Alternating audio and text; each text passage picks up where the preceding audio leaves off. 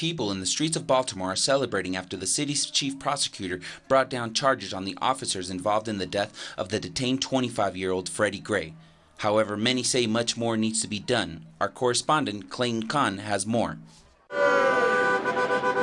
Here at the corner of Pennsylvania and North Avenue, epicenter of protests in Baltimore City, people celebrate in the streets for the first time since 25-year-old Freddie Gray was killed. The city's attorney general announced that charges will be brought against the officers involved in the man's death.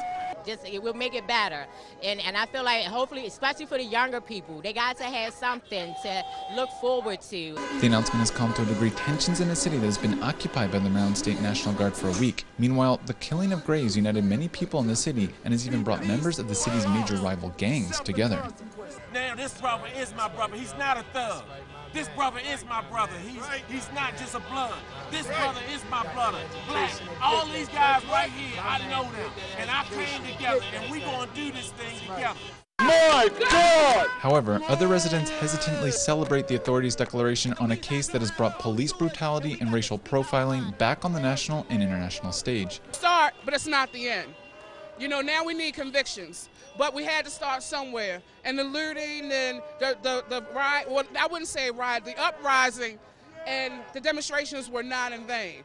It was at 11 a.m. on Friday that Marilyn Mosby, the city's chief prosecutor, declared that Freddie Gray was a victim of homicide and that 6 officers involved in his arrest would face a slew of charges. Is being charged with second-degree depraved heart murder, involuntary manslaughter, second-degree negligent assault, manslaughter by vehicle by means of gross negligence, manslaughter by vehicle by means of criminal negligence, misconduct in office for failure to secure a prisoner, failure to render aid.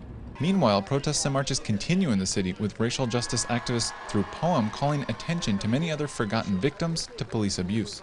Segmented, cementing women to the corners of adversity to struggle in pain silently. See, there is no question. Do Black lives matter? Yes.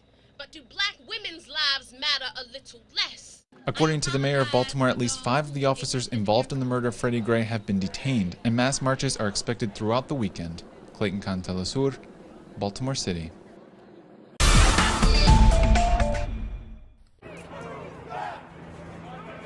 Protests were also held yesterday around the U.S. in solidarity with Baltimore and with the Black Lives Matter movement, as well as to mark May Day.